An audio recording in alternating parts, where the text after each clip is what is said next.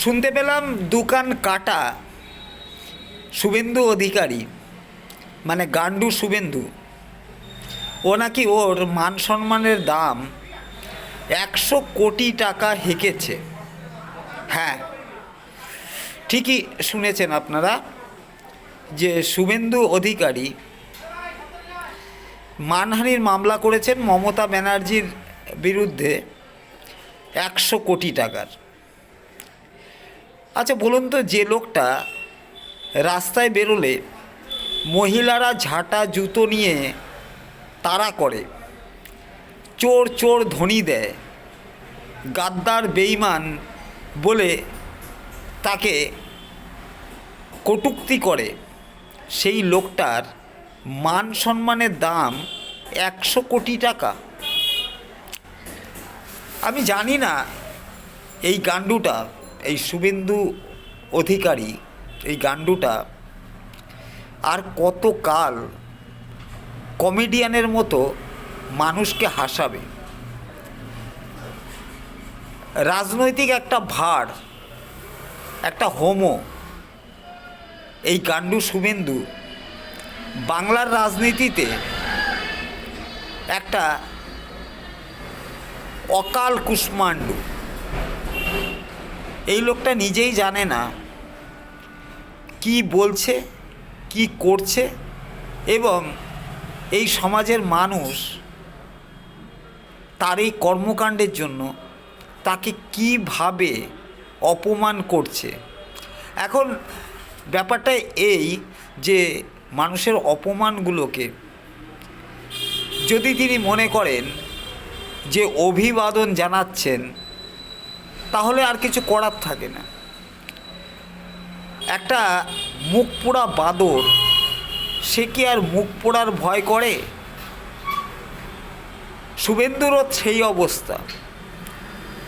রাজনীতির জীবনে এই শুভেন্দু অধিকারী একটা মুখ পোড়া বাদর। অতএব নতুন করে এর মুখ পুড়ে যাওয়ার আর ভয় নেই। কান কাটা, মুখ পোড়া।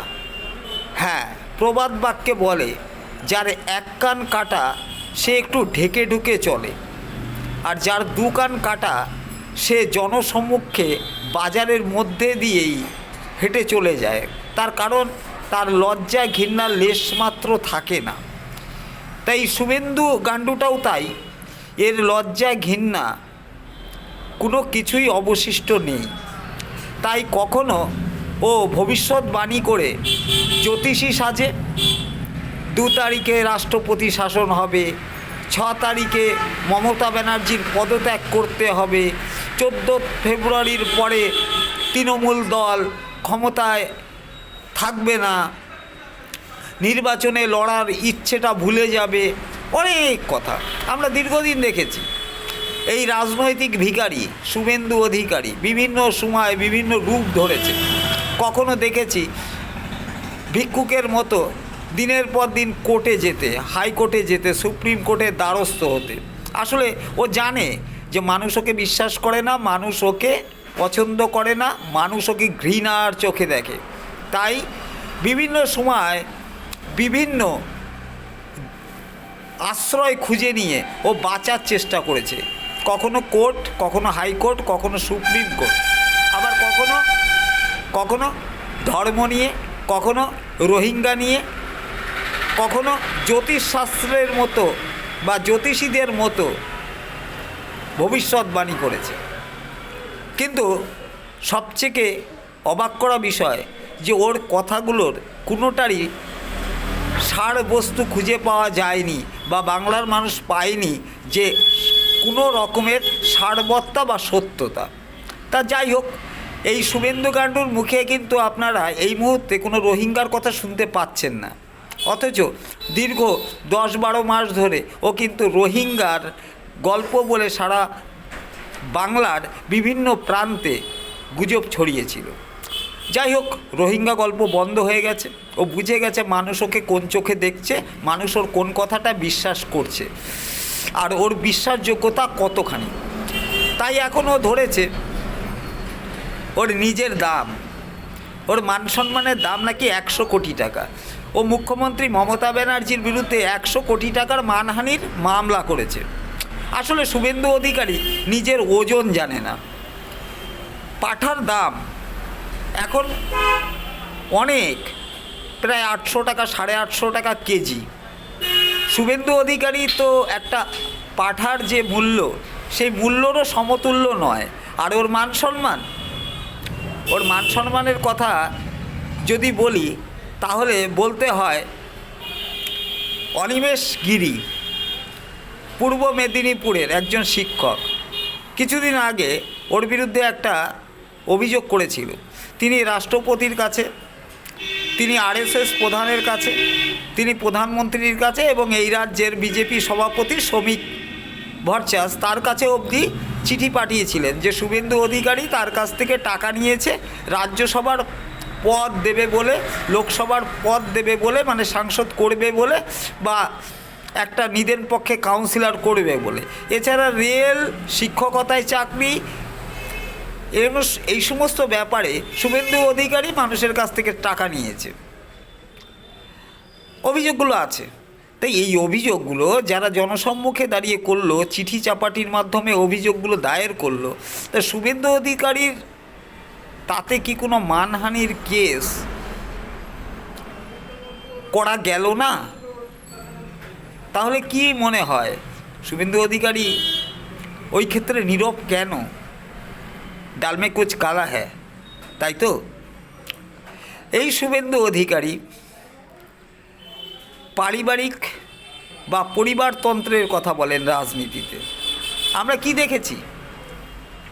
তার বাবা, ভাই, তার বৌদি, অধুনা তার ভাইপো, সবাই কিন্তু রাজনীতির সাথে যুক্ত হয়ে গেছে এবং বহুদিন আগ থেকেই যুক্ত হয়ে আছেন।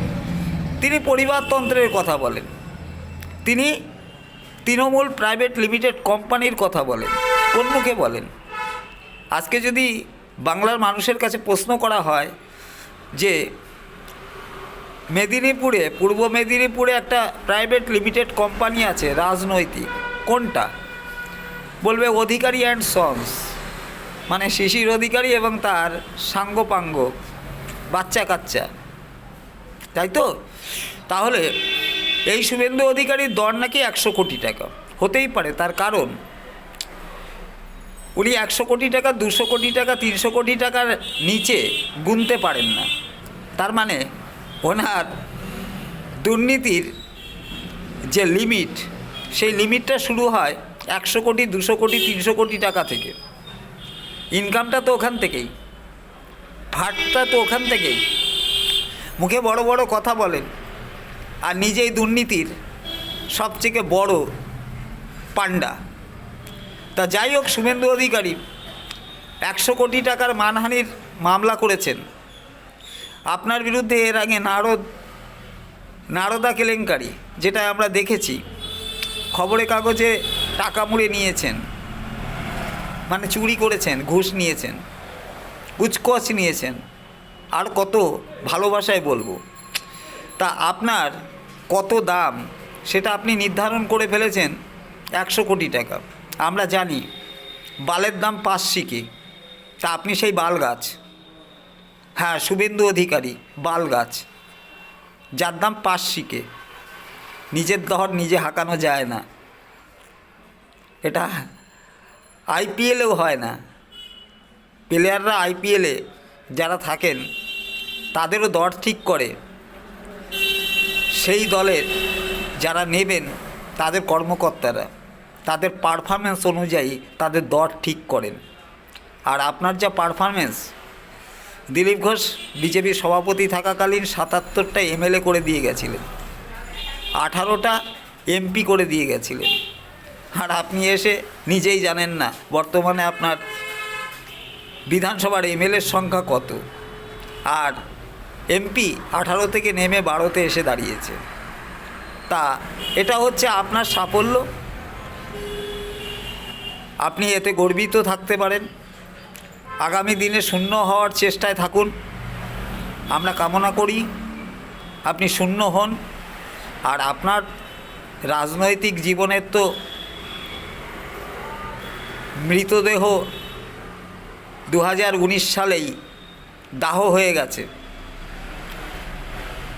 বাকি কিছুটা ছাই আছে রাজনৈতিক জীবনে, আবার আপনার দেহাংশবশেষ, সেগুলো আমরা গঙ্গায় ফেলে দেব 2026-এর নির্বাচনের পরে। তৈরি থাকুন, ভালো থাকুন।